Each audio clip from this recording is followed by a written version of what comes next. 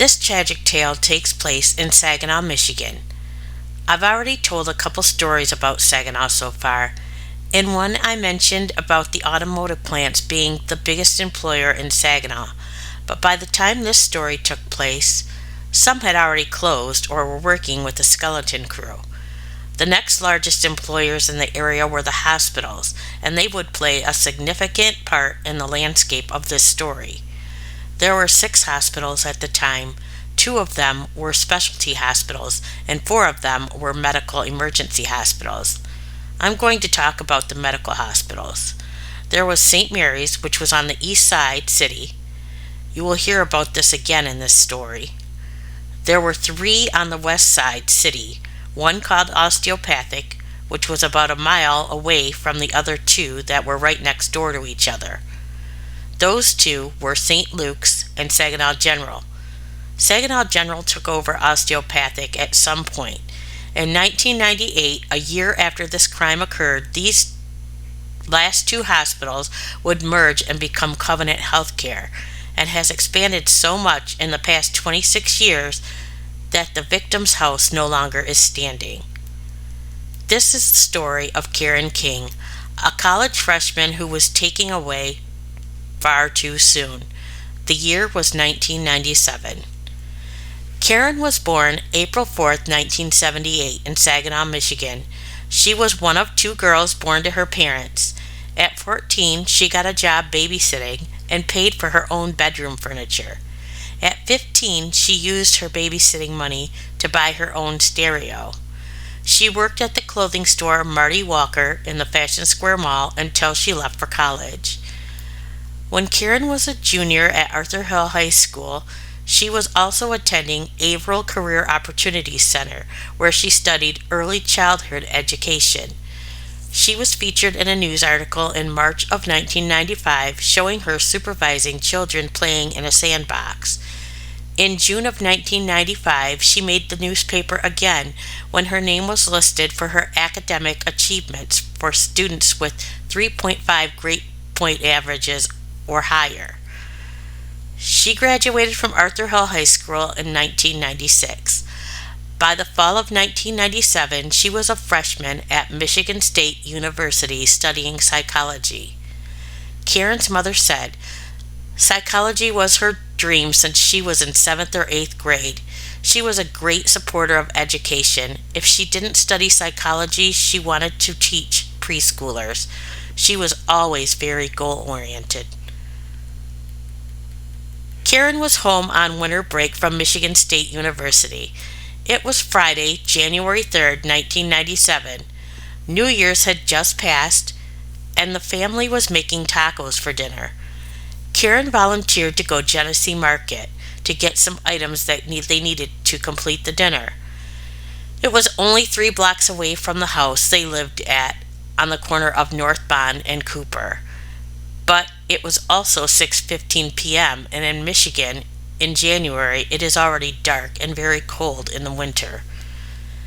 Genesee Market was located on the corner of North Bond and West Genesee.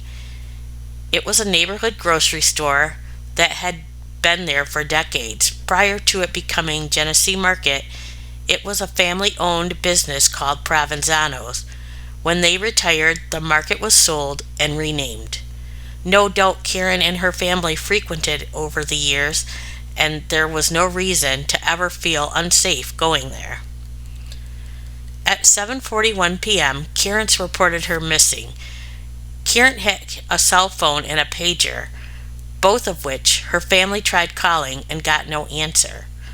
There were a couple of 911 calls that night. One was at 8:30 p.m., approximately 2 hours after Karen was last seen in the parking lot of the market.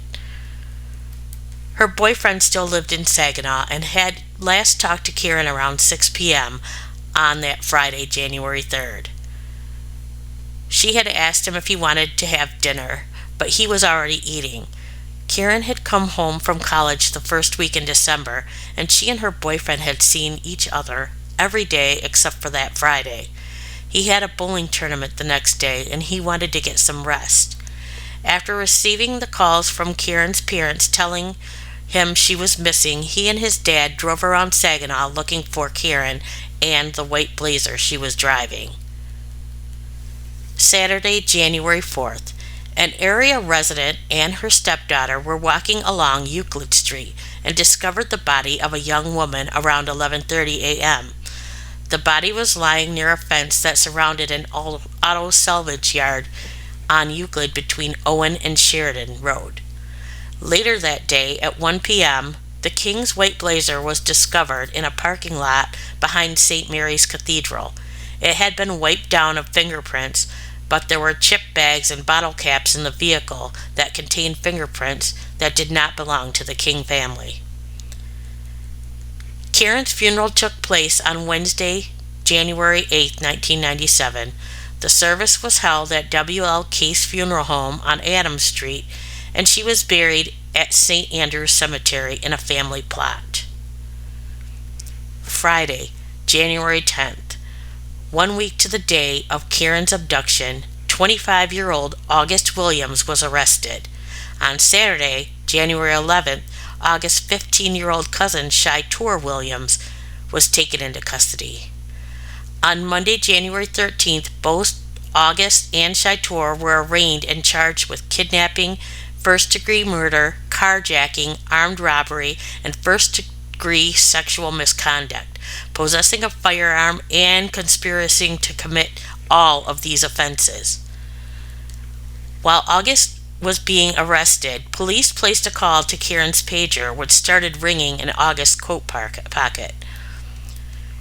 Warrants were issued to search a house on 14th Street, August's house on State Street, Shaitor's house on Hermansaw, and a house in Bridgeport that August listed as his residence with his parole officer. The Bridgeport house belonged to August's father, and the search turned up nothing.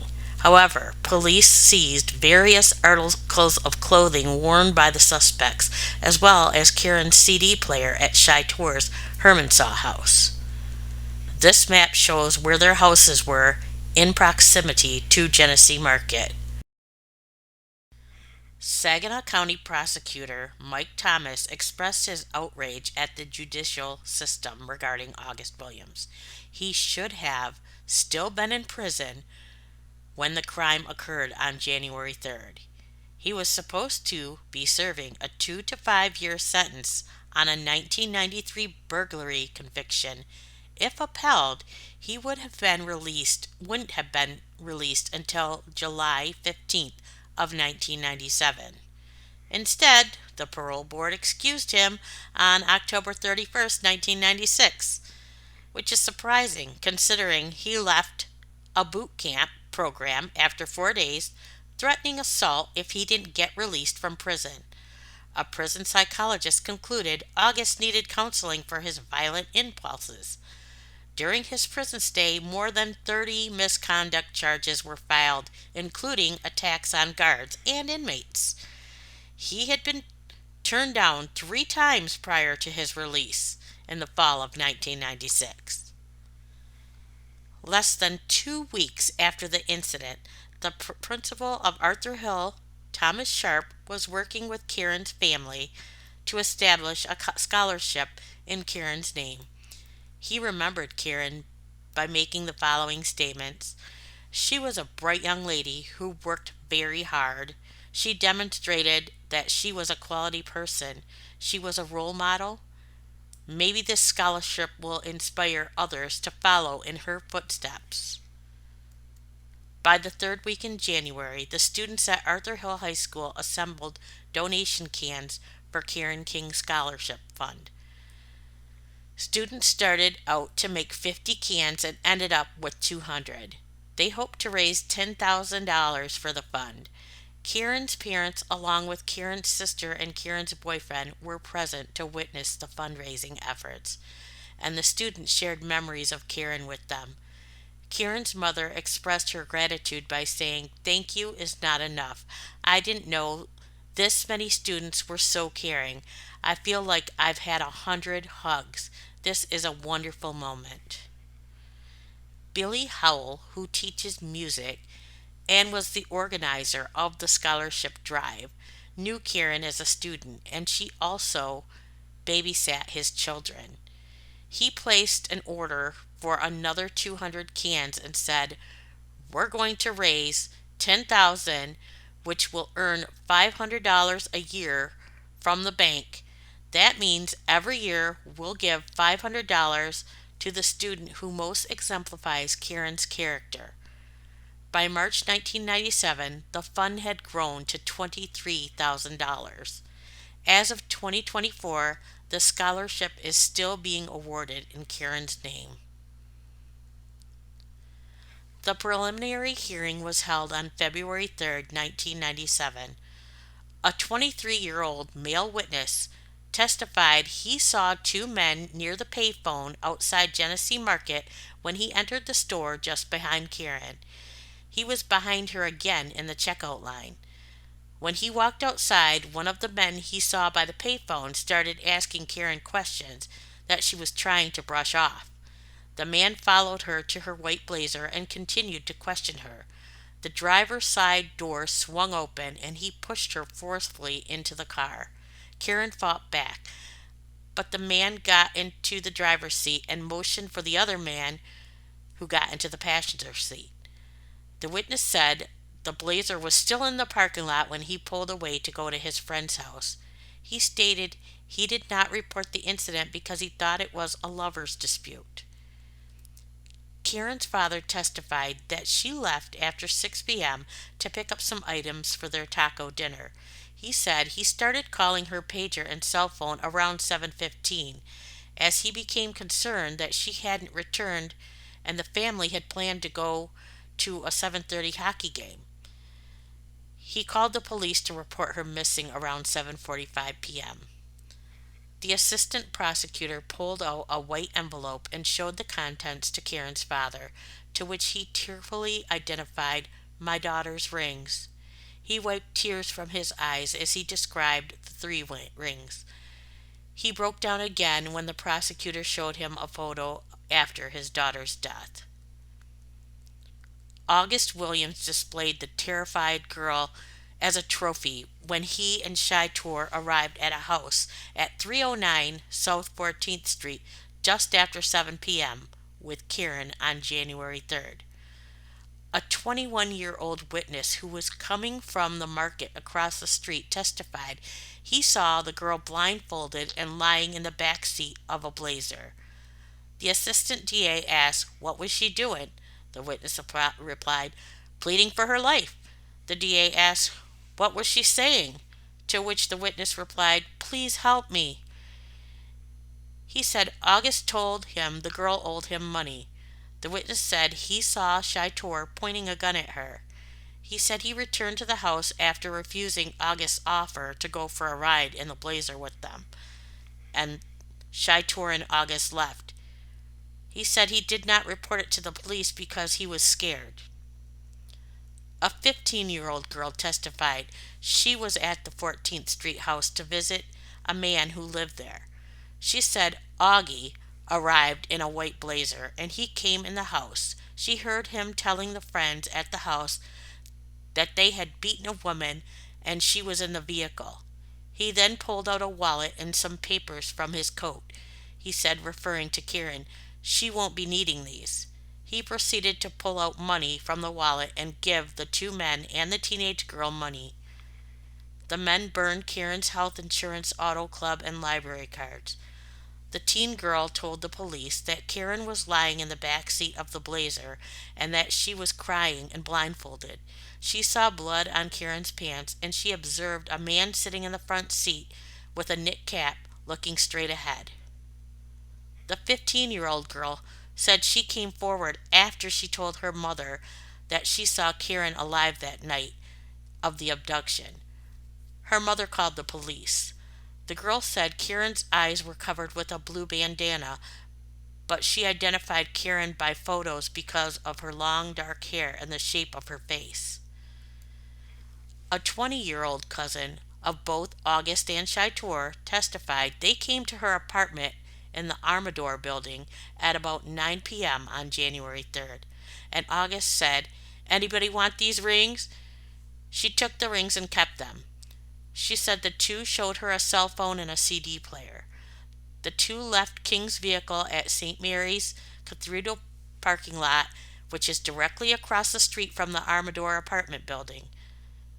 And one of the women gave August and Shaitor a ride to Shaitor's house. On Saturday, January 4th, the cousin at the apartment called the police to report that August and Shaitor had come to her house about 9 p.m. on January 3rd. The woman who discovered Karen's body on Euclid testified that underwear, boots, a wrench, and a screwdriver and tire tracks were near the body. Prior to the trial preparations, both August and Shaitor confessed to the crimes. Each one blamed the other for sexual misconduct and murder. One of the two recounted the following story. They spent the day on January 3rd at Shaitor's house getting drunk and high. Shaitor would have been in school but had been suspended. Both of his parents were at work, and the two cousins hatched a plan to rob someone. They grabbed a flare gun, visited a friend's house on Cronk Street. August showed the friend the flare gun and said he was talking about getting money. August and Shaitor then proceeded to go to Genesee Market to get some food and put their plan in action. May 1997. The courts decided to try August and Shaitor separately. June 1997. The courts both found August and Shaitor competent to stand trial after psychiatric evaluation took place in Ypsilanti. July 1997. Jury selection started for Shaitor's trial, which began on August 2nd. September 1997. Jury selection started for August trial, which began August 7th. Although they had separate trials, I am going to combine the details since both these two are equally responsible no matter who blamed who. That's exactly what they did, pointed the finger at each other and minimized their own involvement. The witness who saw the abduction take place at Genesee Market once again recalled that he saw Karen being shoved into the Blazer by two men. At the time, he did not report it because he thought it was a lover spat. He later told his mother what he saw, and she was the one who placed the 911 call at 8:30 p.m. on January 3rd to the police. A woman testified that on the night of January 3rd, she was on her way to her mother's and had to work. Euclid is part of her normal route. Euclid is normally a deserted street, so it caught her eye when she saw headlights on a Chevy Blazer that was parked with its door open.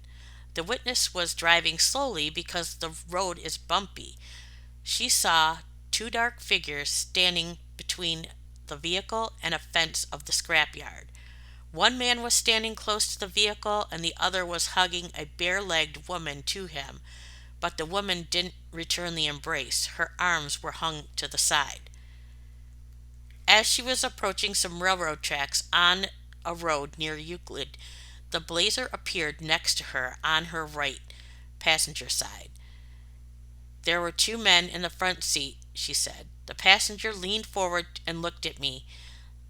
The driver took his arm and slammed him back into his seat.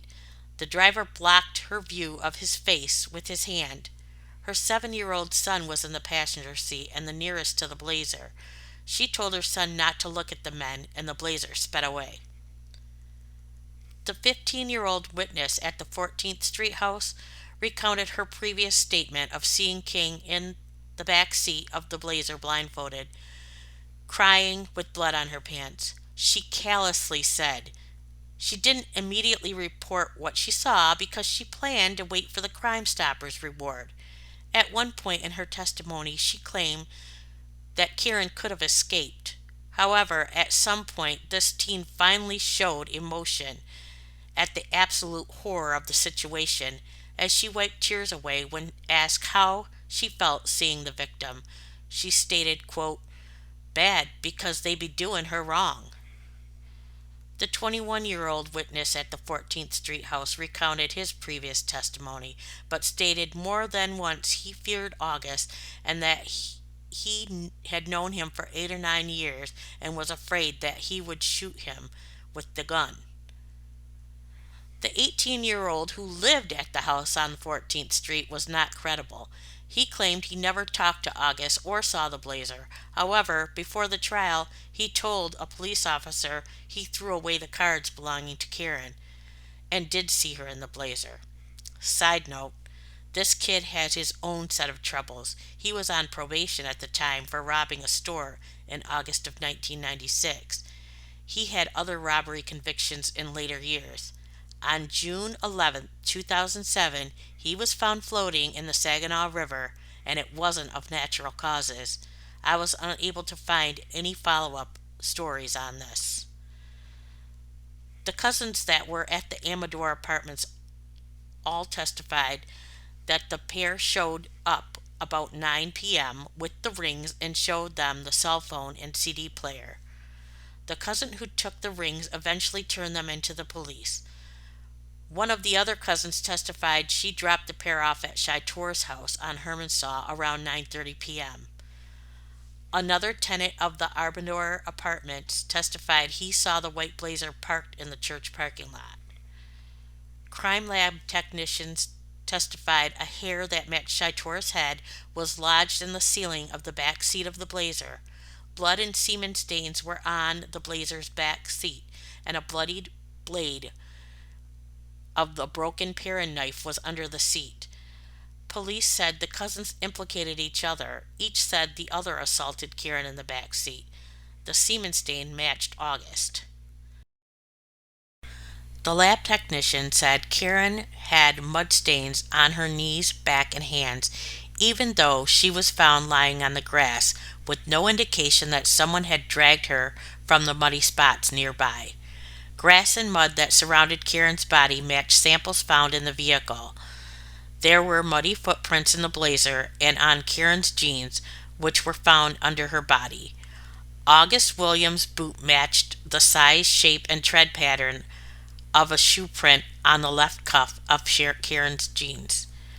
August's boots also matched prints found on the front and rear driver's side doors. A shoe belonging to Shitor matched prints found on the front passenger side floor. Karen's footwear was found at Shitor's house. Karen's boots matched a print on the inside of the window next to the driver's seat. Police who discovered the vehicle abandoned in the church parking lot also searched a nearby sewer drain on Owen and Thompson, where they recovered a broken flare gun and Karen's identification cards. Please proceed with caution. Listener discretion is advised as details of the crime will be shared. If you are sensitive to homicide of a sexual manner, please pass forward until you see sentencing on your screen. I am telling the details because it is so horrific and shows exactly why these two need to rot in prison for the rest of their lives. Michigan isn't a death penalty state, but if it was, I am certain this would have qualified for it. Shitor took the stand in his defense and of course blamed his cousin August. He said he heard August hitting her. He couldn't explain why he didn't flee from the vehicle when he had many opportunities to do so. He claimed his cousin August urged him to go along at gunpoint. He said at one point Karen kicked him in the head while she was struggling with August. He confessed to watching her face as his cousin strangled her with the seatbelt from behind. He said, quote, "I couldn't help the woman. I couldn't do anything because I wasn't fixin' to get into it with him either." The coroner testified that Karen had suffered multiple wounds from a flatbed screwdriver to her face, upper chest, and abdomen. She had been sodomized and had abrasions around her neck consistent with strangling. He stated the killer may have been behind her whilst the strangling took place. There were 5 jagged edge wounds 2 inches deep to her face and throat that came from different angles. he believed Karen was restrained from behind, as she did not have defensive injuries on her hands or arms. She had bruises on her temples, forehead, hips, and chest. She also had bruises on her lips that could have been caused from a hand held tightly over her mouth while she struggled. Police found a screwdriver by her body and a paring knife in the blazer. It should be noted that Shaitor was identified as the one at the market who approached Karen and demanded her keys. Shaitor told lie after lie on the stand, saying he feared his cousin and he asked multiple times to get out of the car. When Shaitor was describing August speeding around a corner near North School, my heart sank, as North School was just 1 block south of Karen's house. She was so close to home, being at the store, and then to hear that they took a route that might have taken her right past her house gives me chills. On August 14th, it took the jury less than 3 hours to find Shaitor guilty of all charges, including first-degree murder. On August 15th, it took a jury 2 hours to find August guilty of all charges, including first-degree murder. On October 29th, both August and Shaitor were sentenced to life without the possibility of parole. March 2000, August tried appealing his conviction. Denied. This sadistic jackhole deserves to look at cinder blocks and steel bars for the rest of his miserable life. January 2007, 10 years after the heinous act, I found this article published in the paper. Seems Shaitor is haunted by his nightmares. I hope he continues to be haunted for the rest of his life. However, he goes on to talk about all the things he missed out on. What about Karen? You took away her opportunities to experience life. She doesn't get to watch her favorite TV shows. Her choices did not stop her from living. You and your criminal cousin's choices did. In 2012, the Supreme Court turned over juveniles being sentenced to life without parole. In 2021, Shaitor appeared in court again for a resentencing hearing. He was only 15 at the time of the crime. August testified, taking full responsibility. This time, Shaitor was full of apologies to the King family, but Karen's father reminded him what he said after his first trial when he asked if he was sorry for what he did. His response was, "I'm sorry I got caught." He was resentenced to life with no possibility of parole. May he rot in agony for the rest of his miserable life. Although the papers said the store was 2 blocks away from the King home, it is more like 3. The home was a 2-story brown wood framed home that stood on the corner of Bond and Cooper. Karen's grandparents lived in the house before the parents took ownership. The house no longer stands, as Covenant Healthcare bought the property and the surrounding blocks to expand and added more buildings and parking lots. This is the drive Karen would have taken to the store. The drive is just over 1 minute long. 1 minute drive, her life would be the last drive before her life was taken so violently. It would change the lives of so many others who knew and loved her. There were 2 ways to leave Genesee Market. One on Genesee and the other on Bond. Obviously, they were in a frenzy once they pulled out of the parking lot. If their intention was to go to the 14th Street house, there was a more direct route had they pulled out on Genesee. It is pretty much a straight shot to that house. Shaitor mentioned that August sped around the corner near North School, so that means they exited on Bond. That would have taken them right past Karen's house. The blue route on the map shows the suspected route. However, once they crossed the bridge over the river, they could have taken any route. But this route would have placed them at the 14th Street house around 7 p.m. because it's twice as long as at least two other direct routes.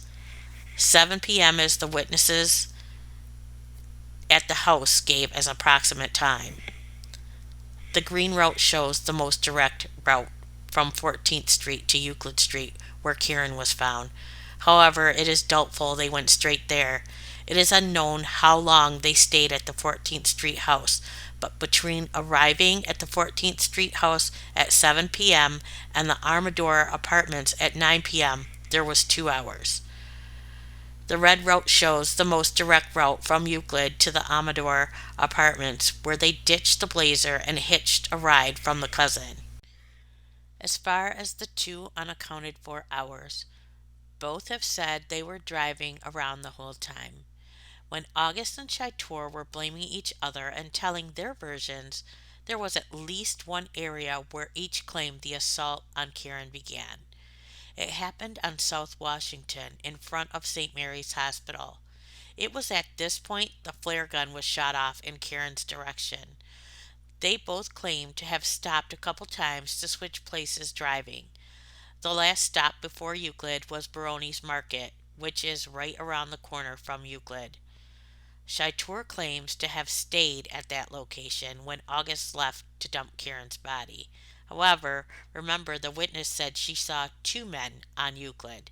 So I suspect Chaitor was driving and stopped at Baroni's to get sick because he claimed to have thrown up sometime after Karen was dead, and she was already gone by the time they got to that market. From there, they both drove to the scrapyard. Whatever routes they took, it was sheer terror for the last 2.5 hours of Karen's life. I hope when Karen kicked Chaitor in the head, it hurt like hell. Karen's MSU roommates described her as outgoing and well liked. One of her roommates said, "The thing I will remember is that she was always smiling. As roommates, we did everything together. Karen and my other roommates went out and bought pet hamsters together. We had season football tickets." The roommate said she would return home twice a month to visit her boyfriend. Her roommate continued saying, although she liked it here, she said it was tough because she did not know many people. She said she missed her friends in Saginaw. Her family frequently came to take her to dinner. Karen's boyfriend remembered how much she loved children and how she taught him to treat people and have patience with his 4-year-old nephew. He recalled during their 3.5 year relationship, they attended parties, went to Cedar Point Amusement Park in Ohio, and took a trip to Toronto with her parents. To say Karen was beloved by her community would be an understatement. She left memorable impressions on everyone she met. She had a large group of friends, and her father said her friends were always gathering at their house. Before the trial, Karen's mother said, "I know the worst is yet to come, but we've had so much support, cards and letters from people around the country offering their sympathy." A lot of young ladies expressed fear and concerns for their safety, as well as the safety of female family members. The Kings warned against using this incident to think the worst of Saginaw and its residents.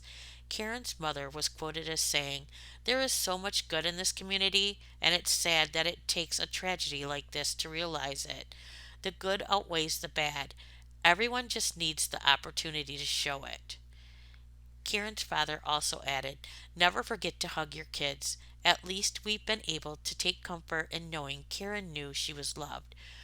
We were all involved in a very happy activity, preparing dinner when we last were together, so it's not like we have any regret or angry words or a fight." My thoughts on Karen: this girl was going places, and any child whom she mentored during her high school years would have been lucky to have been educated by her. There is no doubt she made an impact on their life. 1997 was a bittersweet year for the Kings. In January, Karen was taken from them. In October, her father said they were going to move from the home that had been in their family for generations. In November, Karen's sister got married and posthumously named Karen as her maid of honor. April 4th, 1998, a birthday wish was published wishing Karen a happy heavenly birthday. Rest in peace, Karen. A lot of people still remember you, pay tribute to you, and love you. You will not be forgotten. This concludes Karen King's story. Thank you for listening, and I will catch you on the next video.